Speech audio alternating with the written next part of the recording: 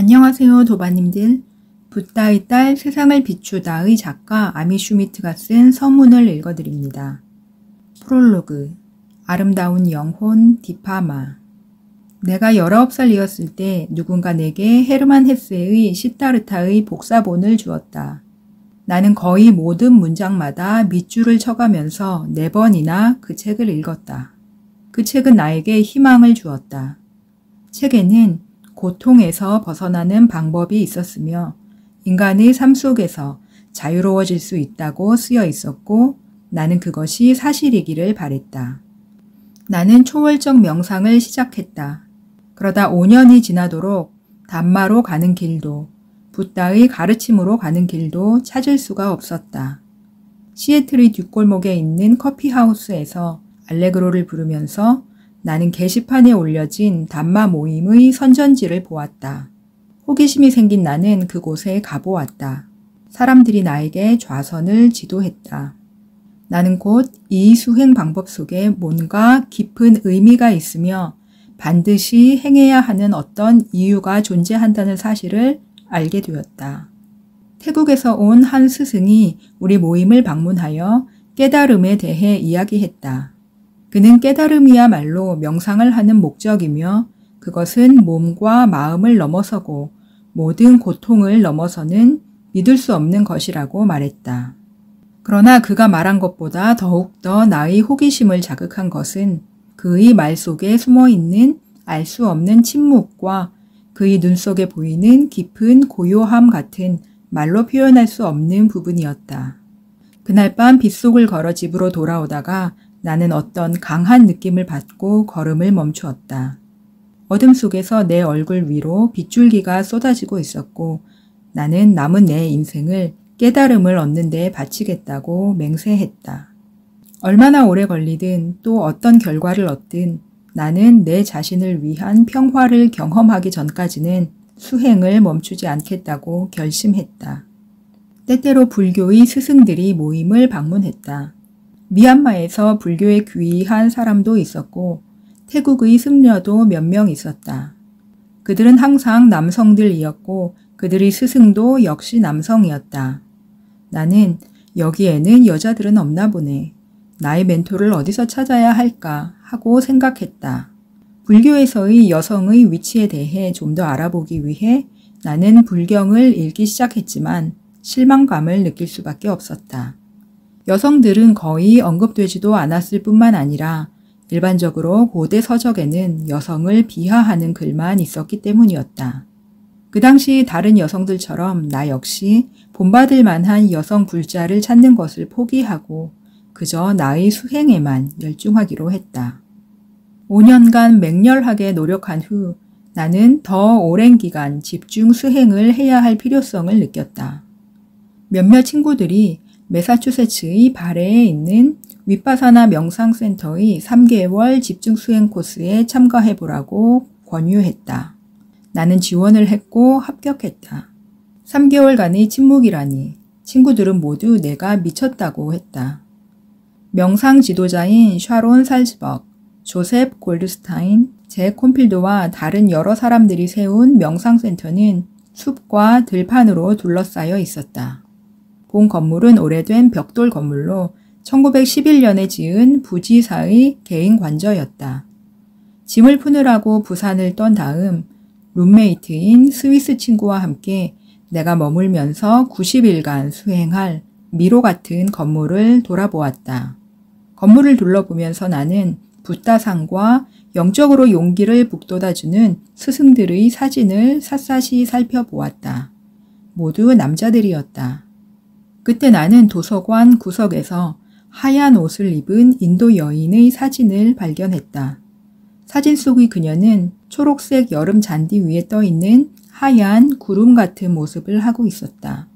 그녀는 흰색 테이프를 붙여 고정시킨 아주 두꺼운 안경을 쓰고 있었다.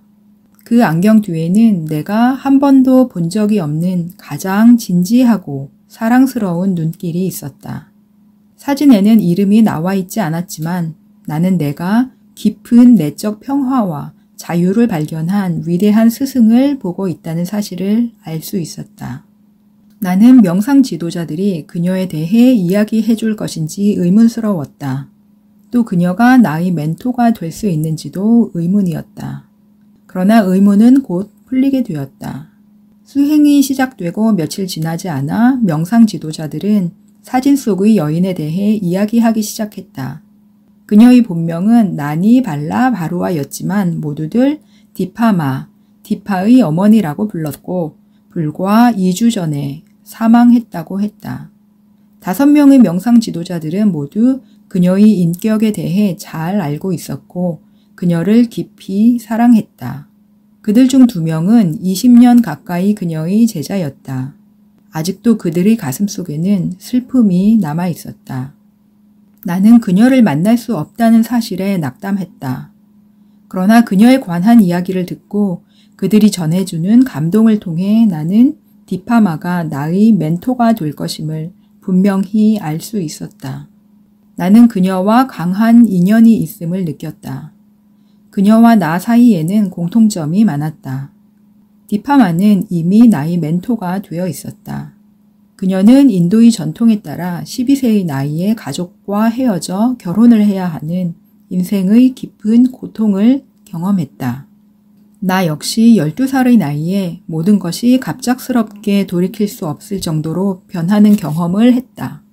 어느 날 아침 잠에서 깨어난 나는 지난밤에 어머니가 자살을 기도했다는 사실을 알게 되었다. 몇 년 동안 다시는 그런 일이 일어나지 않았지만 그때의 충격은 매우 치명적이었다.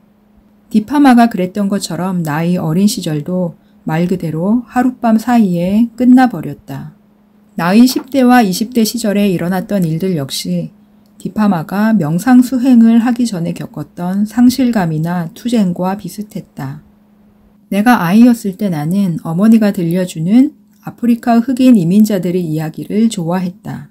그들은 모든 불평등을 무릅쓰고 고통 속에서 위대한 지도자와 스승이 되었다. 마할리아 잭슨, 마틴 루터 킹 주니어 박사, 말콤 엑스, 폴 로비슨, 마리안 앤더슨, 프레데릭 더글라스, 로사 팍스 등은 나의 어린 시절의 우상이었다. 나는 평범한 주부인 디파마가 개인적인 어려움뿐만 아니라 아시아 문화의 가부장적인 제약을 어떻게 극복했는지, 또 그 시대에는 드문 일이었던 수행과 가르침을 어떻게 배우게 되었는지 알고 싶었다. 비록 그녀는 한 번도 자신을 페미니스트라든가 소수자들의 지도자라고 여기진 않았지만 불행 앞에서 강한 힘을 보여줌으로써 나에게 어린 시절의 영웅들을 떠올리게 만들었다. 나는 그녀의 자취를 따라가려고 애썼다. 나는 그녀에 관한 모든 것을 알고 싶었다.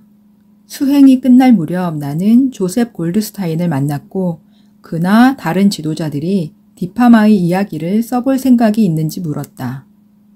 아니요, 내가 아는 한 아무도 그럴 계획이 없을 겁니다. 라고 그가 대답했다. 그는 아마 그럴 만한 시간이 없었을 것이다. 그러면서 그는 특유의 격정을 담은 목소리로 당신이 해야 합니다. 라고 말했다. 나는 며칠 동안 곰곰이 생각해 보았다. 어떻게 한 번도 만나본 적이 없는 사람의 이야기를 쓸 수 있을까? 몇몇 친구들이 나에게 수백만의 사람들이 2500년간 붓다의 가르침을 따랐지만 개인적으로 알았던 사람은 아주 소수였다고 충고해 주었다. 그것은 예수나 마호메트 그리고 다른 영적인 스승들의 경우에도 마찬가지였다. 그들의 이야기는 살아있는 교과서였다. 나는 디파마를 아는 사람들로부터 그녀에 관한 자료를 모으기 시작했다. 8년간 나는 미국과 인도, 미얀마에 있는 그녀의 제자들에게서 디파마에 관한 이야기를 들을 수 있었다.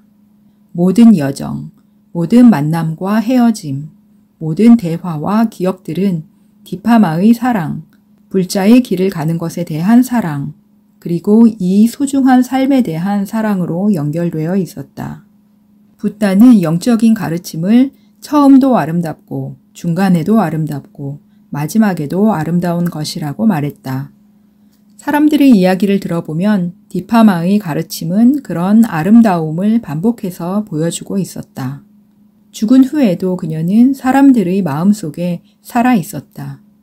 많은 학생들이 그녀가 여전히 자신들의 수행을 이끌어주고 있다는 것을 느낀다고 말했다.